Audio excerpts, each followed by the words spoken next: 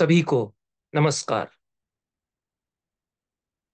वर्षा ऋतु में जब किसी बादल पर सूर्य की किरण पड़ती है तो कभी कभी बादल के ऊपर इंद्रधनुष झिलमिलाता दिखाई पड़ता है। अभूतपूर्व सुंदर दृश्य हुआ करता है, मनोहारी दृश्य हुआ करता है। इंद्रधनुष के सात रंग कितने लुभावने होते हैं, इंद्रधनुष को देखकर ही जाना जा सकता है। स्कूल में हमें जब विज्ञान पढ़ाया जाता था तो किस प्रकार से किसी प्रिज्म से कोई किरण प्रकाश की रेखा निकलती है तो सात रंग फूट सकते हैं, यह वैज्ञानिक तथ्य हमें बताया जाता था। और वह भ्रम हुआ करता है, विज्ञान से हम जानते थे। कौन कौन से सात रंग हैं इसके लिए हमें सूत्र भी विज्ञान पढ़ाने वाले मास्टर जी ने बता दिया था। बेनी आह पी नाला, यह सूत्र याद करने से सातों रंगों के नाम याद रह जाते हैं, नहीं तो भ्रम हो जाता है कि कौन कौन से सात रंग हैं। जिस प्रकार से छंदों में आठ गण जो अक्षर वृत्तों के हुआ करते हैं, गण वृत्तों के हुआ करते हैं, उनका स्वरूप याद रखने के लिए यमाता राजभान सलगम यह सूत्र हमें सिखा दिया गया।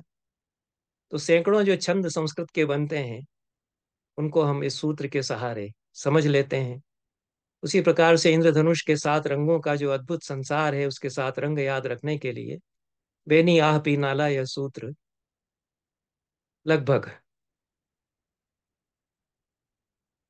65 वर्षों से याद है। बैंगनी, आसमानी हरा, बैंगनी नीला आसमानी हरा पीला नारंगी और लाल, ये सात रंग इंद्रधनुष के हुआ करते हैं। इन सातों रंगों में जीवन का सतरंगी स्वरूप समवेत हो जाता है। यही समवाय है इंद्रधनुष में। संपूर्ण जीवन के सारे रंगों का समवाय उसमें हो जाता है। हमारे यहाँ रंगों का भी रस और भाव से संबंध भरत मुनि ने नाट्यशास्त्र में बताया गया है। नाट्यशास्त्र में बताया है, श्यामो भवति श्रृंगार, श्रृंगार का श्याम वर्ण है। तभी तो विष्णु श्याम है, कृष्ण श्याम है, राम भी श्याम है। इंद्रधनुष के जो सात रंग हैं वे आह्लाद, प्रसन्नता, उदासी, धूप, छाया, शांति, प्रेम, करुणा, जीवन की सारी उजास, थोड़ा सा अंधेरा, छाया भी प्रेम के, करुणा के प्रतीक हैं। अनेक कवियों ने इंद्रधनुष को खिलाया अपनी कविता में। कालिदास ने मेघदूत में वर्णन किया है, रत्न छाया व्यतिकर इव प्रेक्ष्य में तत्पुरस्तात् वल्मीकाग्रात् भगवती धनु खंडमाखंडलस्य येन श्यामं वपुरतितरां कान्तिमापत्स्यते ते परहेणेव स्फुरितरुचिना गोपवेशस्य विष्णोः। रत्नों की झिलमिलाती कांतियां जैसे मिल गई हों एक वृत्त में, इस तरह से दर्शनीय है। यह वल्मीकाग्र से जो धनुखंड आखंडल का फूट पड़ा है, आखंडल का धनुखंड कहते हैं कालिदास। आखंडल इंद्र को कहते हैं और धनुखंड कहते हैं क्योंकि पूरा इंद्रधनुष बहुत कम दिखाई पड़ता है। उसका थोड़ा सा टुकड़ा झलक मार करके हमारे सामने कभी दिखाई पड़ता है। कभी कभी बहुत अच्छा अवसर हो, सुहाना समय हो, अर्धवृत्त पूरा का पूरा तना हुआ इंद्रधनुष का दिखाई पड़ता है। अन्यथा ऐसा सुंदर अवसर कम आता है। जो बहुत छोटा सा टुकड़ा दिखता है वही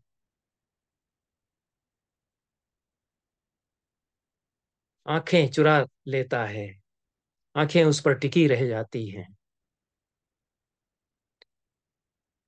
इसलिए कहा है कि रत्नों की छाया के, रत्नों की झिलमिलाती कई कांतियों के सम्मिश्रण जैसा दर्शनीय है सामने जो आखंडल का धनुष खंड, थोड़ा सा ओजस्विता के साथ, क्योंकि धनुष का वर्णन है इसलिए आखंडल का धनुष खंड ऐसा कठोर शब्दों के विन्यास पूर्वक कालिदास ने कह दिया है। वह वल्मीकाग्र से फूट रहा है, किसी बांबी से, किसी छोटे से टीले के ऊपर से फूटता हुआ दिखाई पड़ता है। यह भी एक स्वाभाविक दृश्य है।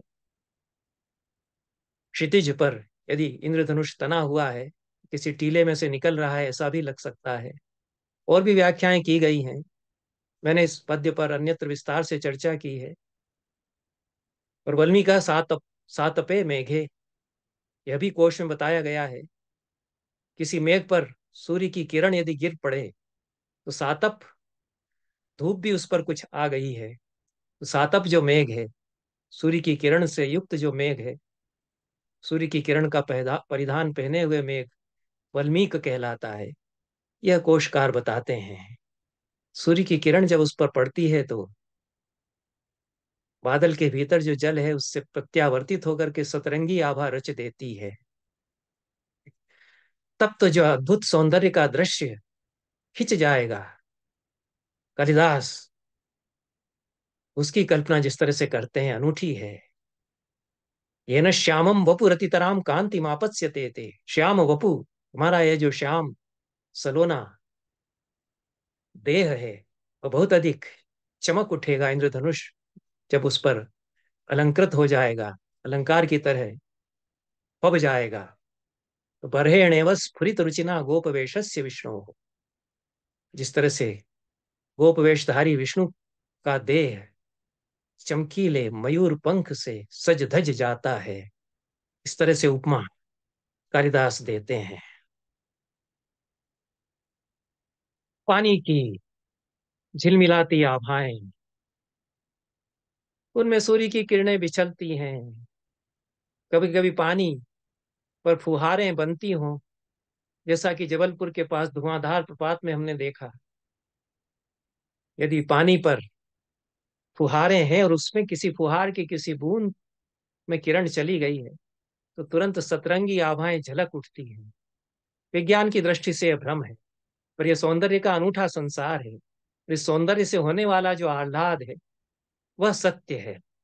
इंद्रधनुष का जो दृश्य है, कुमार संभव में शंकर बताते हैं, हिमालय पर सांझ का जो अद्भुत वर्णन किया है, वैसा वर्णन संसार की सबसे सुंदर कविताओं में से मैं उसको मानता हूं। यह मैं कहता आया हूं, विस्तार से उसकी चर्चा करता आया हूं।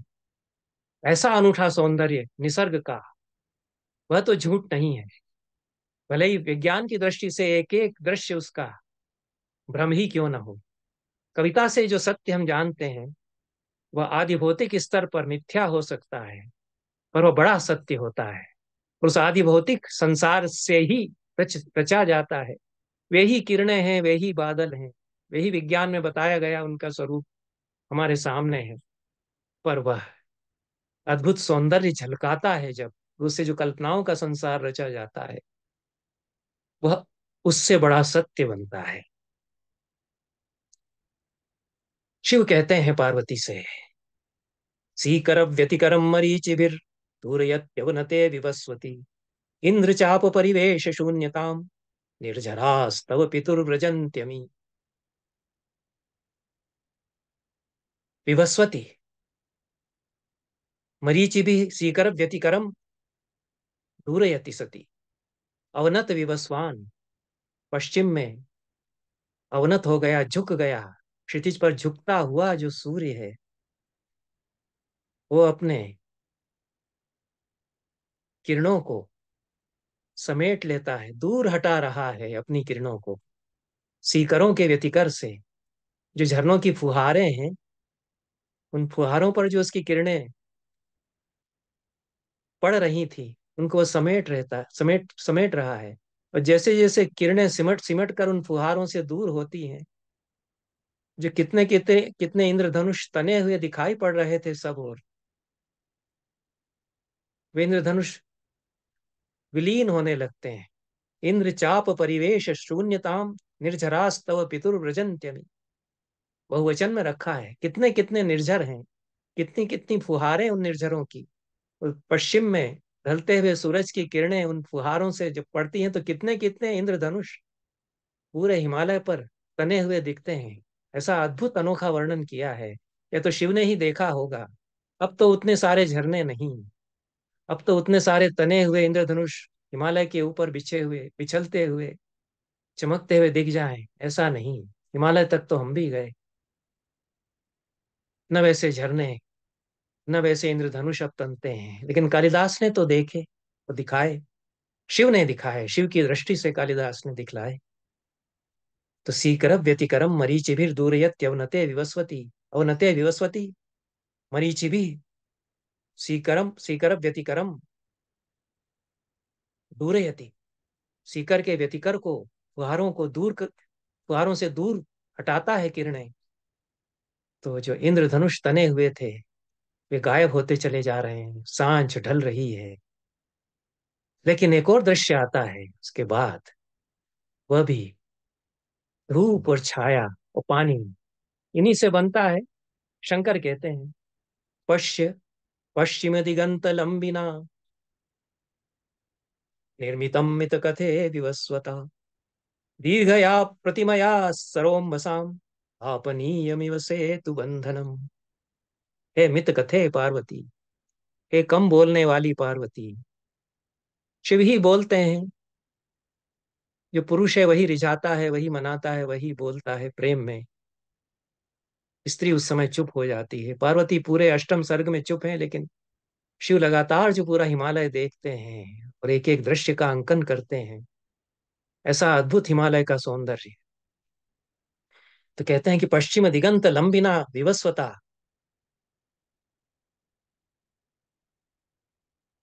दीर्घया प्रतिमया सरोम्बसाम तापनीयमिव सेतु बंधनम विनिर्मितम। पश्चिम दिशा में ढलते हुए सूरज ने, जो विवस्वान ने, हे मित कथे, अपने दीर्घ प्रतिबिंबों के द्वारा, उसके जो प्रतिबिंब झिलमिला रहे हैं पानी में, उनके द्वारा पानी पर इस पुल से उस पुल तक सोने का सेतु बना दिया है, स्वर्णिम सेतु बना दिया है। ऐसा लगता है कि सूर्य की किरणें पानी में बिछती हुई किस तरह से सेतु रचती हैं। यह इंद्रधनुष भी तनते हैं पानी फुहारों पर सूर्य की किरणों के बिछने से।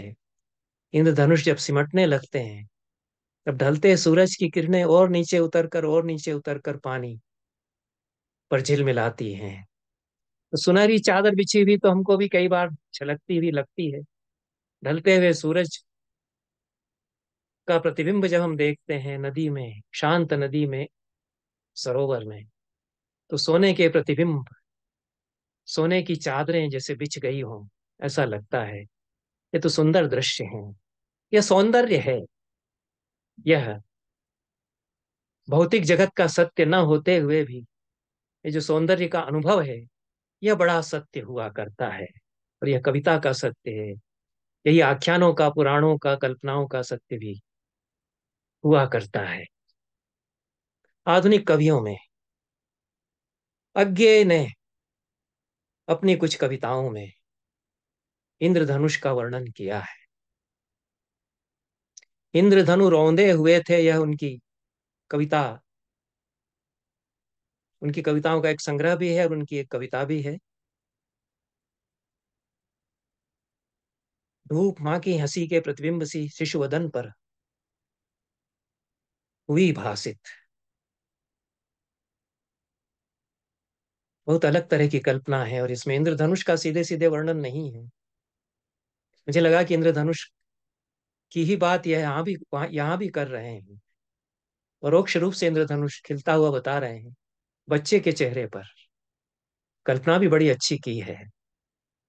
सूर्य का प्रतिबिंब पानी पर नहीं है, छोटे से बच्चे के चेहरे पर माँ की हंसी का प्रतिबिंब है। और धूप उस माँ की हंसी के प्रतिबिंब की तरह उसके चेहरे पर झलक उठी है। तब कितने रंग चेहरे पर झलकते हैं। यह भी एक इंद्रधनुष है। नए चीड़ों से कटीली पार की गिरी श्रृंखला पर गीति, मन पर वेदना के बिना तर्कातीत, बस स्वीकार से ही सिहर कर बोला, नहीं फिर आना नहीं होगा। यह तो संसार है अलग, एक अनुभव का संसार है। वह धूप किस प्रकार से बिछती हुई झलकती है, उसका अनुभव है। तो मन में कुछ अलग तरह का अनुभव है। एक और कविता अज्ञेय की है। मैंने देखा एक बूंद। मैंने देखा एक बूंद सहसा उछली सागर के झाग से, रंग गई क्षण भर ढलते सूरज की आग से।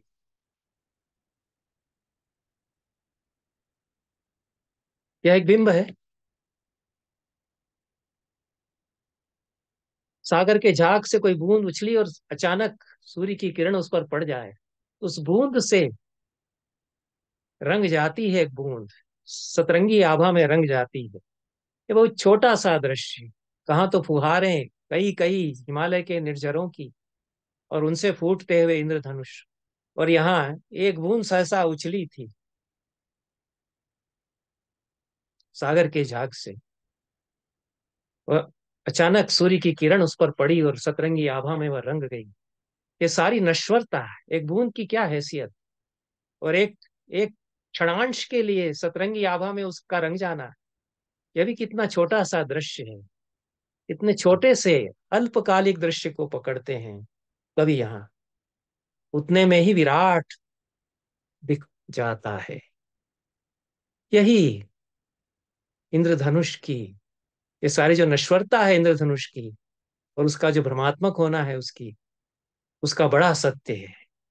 मुझको दीख गया सूने विराट के सम्मुख, हर आलोक हुआ अपनापन, है उन्मोचन नश्वरता के दाग से।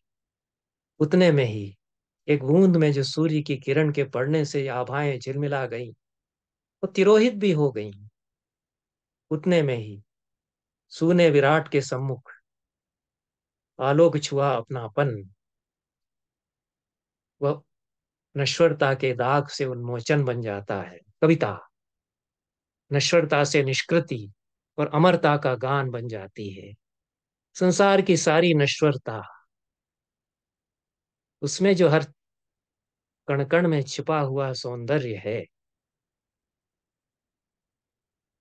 उसी से इंद्रधनुषी सतरंगी आभाओं का संसार कवि कविगण रचते आए हैं। उसी से कविता अमरता का गान बनती है। उसी से अमरत्व का बोध हम प्राप्त करते हैं। इसी संसार में, इसी संसार के सौंदर्य में हम रम करके यह काव्यानुभूति प्राप्त करते हैं, यह सौंदर्यानुभूति प्राप्त करते हैं। और यह सौंदर्यानुभूति मिथ्या नहीं होती। जिन दृश्यों को देख करके यह अनुभूति हुआ करती है, वे दृश्य विलीन हो सकते हैं, वे क्षणभंगुर हो सकते हैं, पर जो सौंदर्य का अनुभव हम प्राप्त करते हैं वह नश्वर नहीं हुआ करता, क्योंकि वह अमिट रेखाएं, इंद्रधनुष की रेखाएं अंकित हमारे चित्त पर कर देता है। और वे रेखाएं तो चित्त पर सौंदर्य के इंद्रधनुष फिर खिलाती रहती हैं। यही सारी जो भौतिकता है जगत की, उस भौतिक जगत के कण कण में जो सौंदर्य रमा हुआ है, वह विज्ञान की दृष्टि से भ्रम होते हुए भी वास्तव में फिर भ्रम नहीं रह जाता। फिर उसके कण कण में सौंदर्य और शिव विराजते हुए लगते हैं। यही कुमार संभव में कालिदास कह रहे हैं। एक 20वीं शताब्दी का कवि भी उसी को सूने विराट के सम्मुख आलोक छुआ अपनापन, नश्वरता नश्वरता के दाग से उन्मोचन बनता हुआ उसको लगता है। यह इंद्रधनुष संसार में भी बना रहे, क्योंकि संसार में बना रहेगा, दिखेगा, तभी तो कविता भाषित होगी, और तभी अमरता का गान बन सकेगी। बहुत बहुत धन्यवाद। नमस्कार।